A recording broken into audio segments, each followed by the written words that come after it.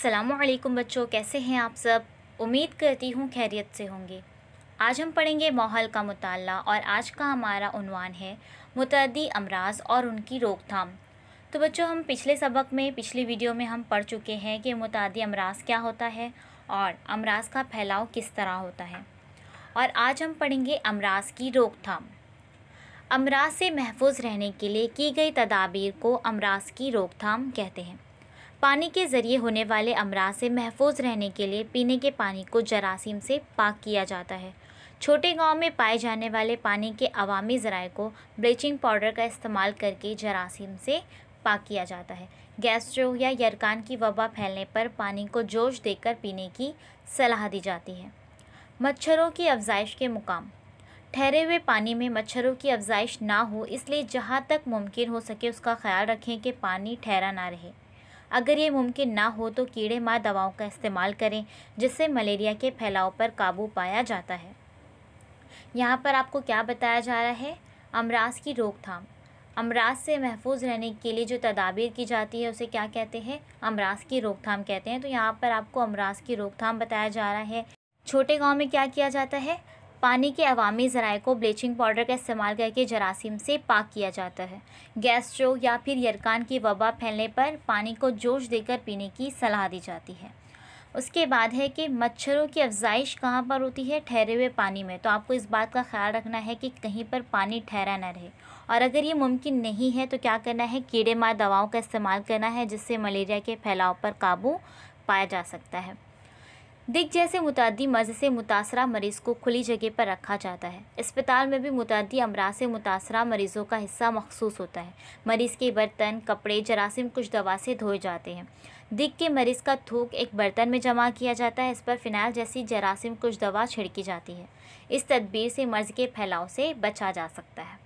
हवा के ज़रिए फैलने वाले अमराज के फैलाव से बचने के लिए खांसते और छींकते वक्त मुँह पर रुमाल रखें। खुली जगहों पर थूकने से परहेज़ करें। ऐसे मरीज़ के करीब रहना पड़े तो नाक और मुंह को ढकने के लिए मास्क का इस्तेमाल करते हैं। हवा के ज़रिए फैलने वाले अमराज के फैलाव से बचने के लिए क्या करना है? खांसते और छींकते वक्त मुंह पर रुमाल रखना है और खुली जगहों पर थूकने से परहेज़ करना है। और अगर किसी ऐसे मरीज़ के करीब रहना पड़े तो नाक और मुँह को ढकने के लिए मास्क का इस्तेमाल करना चाहिए। टीका अंदाज़ी। क्या किसी मर्ज़ की वबा फैलने पर हर एक को वो मर्ज़ लाहक होता है? जब जिस्म में किसी मर्ज़ के जरासीम दाखिल होते हैं तो हमारा जिस्म उस मर्ज़ के ख़िलाफ़ लड़ता है, यानी मर्ज़ की मदाफ़ियत करता है। इसलिए कई बार जिस्म में मर्ज़ के जरासीम दाखिल होने पर भी इंसान उस मर्ज़ में मुब्तला नहीं होता। मर्ज़ की रोकथाम का एक और तरीका टीका अंदाज़ी है। टीका अंदाज़ी की वजह से मखसूस मर्ज़ के ख़िलाफ़ क़ुव्वत मदाफ़ियत में इजाफ़ा होता है। क्या होता है? जब जिस्म में किसी मर्ज़ के जरासीम दाखिल होते हैं तो हमारा जिस्म उस मर्ज़ के ख़िलाफ़ लड़ता है। तो इसलिए कई बार जिस्म में मर्ज़ के जरासीम अगर दाखिल हो भी जाते हैं तो हर इंसान उस मर्ज़ में मुब्तला नहीं होता। पैदाइश के फ़ौरन बाद नवमौलूद बच्चे को दिक की रोकथाम का टीका दिया जाता है। 1.5 महीने की उम्र में खन्नाक, डिप्थीरिया, काली खांसी, कज़ाज़, टिटॉनिस और पोलियो की रोकथाम के 3 डोज 1-1 माह के वक्फे से दिए जाते हैं। खन्नाक, काली खांसी और टिटॉनिस की रोकथाम का मजमूई टीका होता है, इसलिए उसे सह असरी के नाम से जाना जाता है। ट्रिपल टीका लगाया जाता है, जबकि पोलियो की रोकथाम के डोज पिलाए जाते हैं। अवामी सेहत की सहूलतें। मुतअद्दी और वबाई अमराज की रोकथाम के लिए कौमी सतह पर सेहत और समाजी बहबूद के काम किए जाते हैं। इज्तिमाई टीका अंदाज़ी के प्रोग्राम महकमा कौमी सेहत के तहत तरतीब दिए जाते हैं। बच्चों को माहिरीन के ज़रिए टीका लगाने का इंतज़ाम किया जाता है। इसके लिए खुसूसी कैंप मुनक़्क़द किए जाते हैं। गाँव में इब्तदाई सेहत मराकज़ खोले गए हैं। मोबाइल अस्पताल, माजूरों की बहबूदी के लिए रकम और एम्बुलेंस जैसी खदमात ने सेहत की अंजुमनें हैं।